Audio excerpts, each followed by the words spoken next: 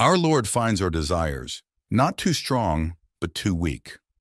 We are half-hearted creatures, fooling about with drink and sex and ambition, when infinite joy is offered us, like an ignorant child who wants to go on making mud pies in a slum because he cannot imagine what is meant by the offer of a holiday at the sea.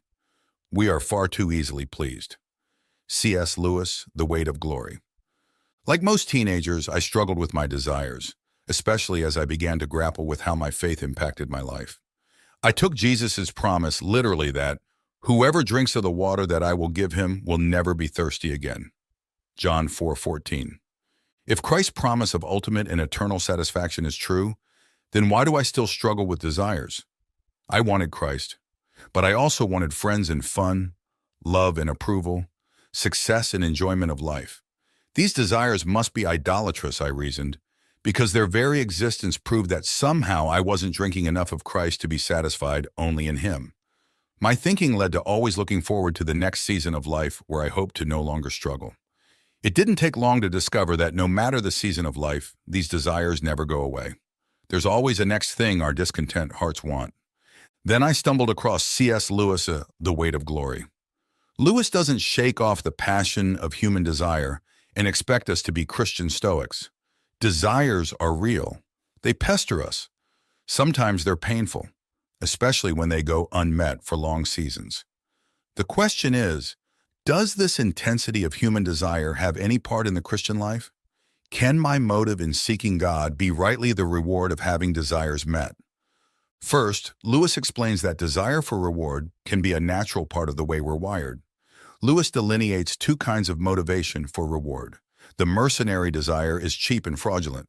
We all look down on a man who marries a woman for her money, or a captain who fights with valor in order to win a position in the kingdom. Yet we call a man who wins a woman for love, or a warrior who fights for victory a hero. What is the difference? For, in both cases, the fighting and the wooing are done with a reward in mind. Lewis explains that the proper rewards are not simply tacked onto the activity for which they are given, but are the activity itself in consummation. But there is yet another case, one that mirrors the human experience of desire that points to the reward of another world. Imagine a young student studying Greek. The reward of his labors will someday be the enjoyment of Greek poetry, but he cannot yet imagine such an enjoyment to desire it. He must simply prod through his study. But suppose that he begins to enjoy English poetry and novels so much that he starts to neglect his Greek grammar. In this case, he is already enjoying the same pleasure of imagination that his Greek would only increase, only he does not realize it. The lesser enjoyment is then acting as competition to the greater. This, Lewis argues, is the picture of human desire. The desires we experience for love and family, beauty, nostalgia, fame, and pleasure are like the schoolboy's English poetry. Their very existence points to the reality we were made to have our desires met in another world, and yet they serve as competition to our seeking that reward. Our desire for heaven is not mercenary then, but rather the consummation of our activity of seeking it, just like enjoying Greek poetry is part of the pleasure of learning Greek. When discussing rewards and motivations, it's crucial to distinguish between those that are temporal and those that are eternal. Earthly rewards, although tangible and immediate, are inherently ephemeral and often leave a sense of emptiness once attained.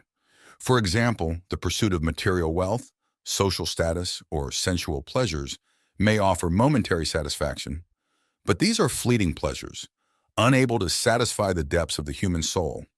In contrast, the spiritual rewards promised in the Bible present a different, transcendent nature. Verses like Matthew 6:20, 21 not only encourage followers to seek treasures in heaven, where neither moth nor rust consumes, but also underscore that these eternal rewards are lasting and truly satisfying. They appeal to the deepest core of the human being, promising peace, joy, and satisfaction that are not subject to the transient circumstances of this world. Eternal reward is often seen not only as a prize to be expected after life, but as a quality of experience that begins in the present. This is a theme emphasized by C.S. Lewis when he mentions that the experiences of beauty and longing in our current life are mere echoes or shadows of the true joys that await us beyond this life.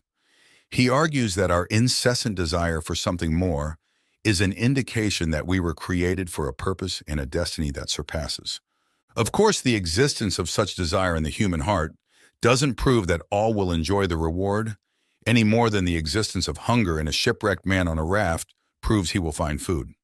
But it does prove that he comes from a race marked by the necessity of eating. So the presence of desires impossible to be fully met in this world proves that we were created for another world. Such a desire for another world is in us all, but we cleverly conceal it under the name of beauty or nostalgia, slapping physical or emotional explanations on our experience of a longing much deeper. We feel it when we stop to watch a sunset over the mountains, or the crashing waves of a beach, or the intricate face of a sleeping newborn, or the stirring awe of the final notes of the Handel's Messiah. Yet always the sun sets, or the baby wakes, or our beach vacation ends, and that longing of our hearts to belong vanishes in the mundaneness of ordinary life. Then we experience the irresistible pull to linger and remember back to other such moments. We may call it nostalgia, but nostalgia simply points back to memory of another such fading experience. What makes heaven such that it can serve as the perfect fulfillment of all these earthly longings? Lewis is honest, as I think we all must be, that the pictures of heaven we find don't strike us as particularly appealing at first. In Elizabeth Prentice's Stepping Heavenward, the 16-year-old girl journaling can't imagine heaven being enjoyable, as she tells her mom, because singing songs with angels forever and ever sounds perpetually boring. Nor do streets of gold or jewels or mansions necessarily appeal to us. That's exactly what we should expect, Lewis says. If Christianity could tell me no more of the far-off land than my own temperament led me to surmise already, then Christianity would be no higher than myself. If our religion is something objective, then we must never avert our eyes from those elements in it which seem puzzling or repellent. For it will be precisely the puzzling or the repellent which conceals what we do not yet know and need to know. The great mystery of Scripture's descriptions is found in the word glory. Glory, he says, brings to mind either fame or luminosity. Of course, we can't believe heaven and glory are merely brightness, and so we're left with the seemingly worldly idea of fame. And yet, Lewis argues, fame in a sense does point to the righteous pleasure of heaven. Follow his logic here. There is a rightness, a moral pleasure in a son reveling in the approval of a dad who says good job after a hard task, or a student beaming from a teacher's praise. At first, this idea of glory being approval, fame, or recognition of a job well done seems proud. But it is exactly the opposite. I understood this best when I thought back to my emotions when my mom praised me the other day for something I'd done. For a moment, my feeling was not pride, but humility. If I felt pride in that area, I would have gone off and carried about my life however I wanted to, regardless of my parents. But why my mom's statement meant so much to me was that I had decided, despite the temptation at moments to do otherwise, to honor my parents, and, as a result, greatly desire their approval. That praise, then, wasn't a mercenary reward to my effort to please them, but rather part of the consummation of my decision to honor them. If for a second I could enjoy her approval in a pure desire to please her, unhindered by the self-congratulation that always floods in, what would be the capacity for such pleasure and approval if I was a resurrected, perfected being? That's merely a one-incident image of how hearing well done, good and faithful servant, is the greatest glory, in place of absolute humility for a creature to hear from a creator. Rather than rebelling against him, to walk according to Christ's ways, according to his righteousness, and hearing that statement of approval at the end recognizes our dependence on him as our creator. It's the natural reward for our desire. Rather than rebelling against him, to walk according to Christ's ways, according to his righteousness, and hearing that statement of approval at the end recognizes our dependence on him. It's the natural reward for our desire. Here, however, I would disagree with Lewis. Although he pinpoints one aspect of the idea of glory, I believe he misses a key ingredient: wait. It's ironic, for wait is in the title of his essay, but he never mentions the idea. The glory we will experience is more than approval for a life lived to please our Creator. It refers to the weight of character and existence for which we were created. Glory literally means the weight of something or its intrinsic value or worth.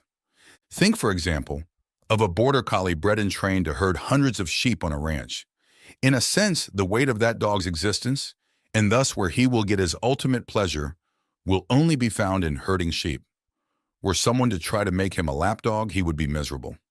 Not living for God's glory leaves us empty, as light as feather, and meaningless in a life void of purpose.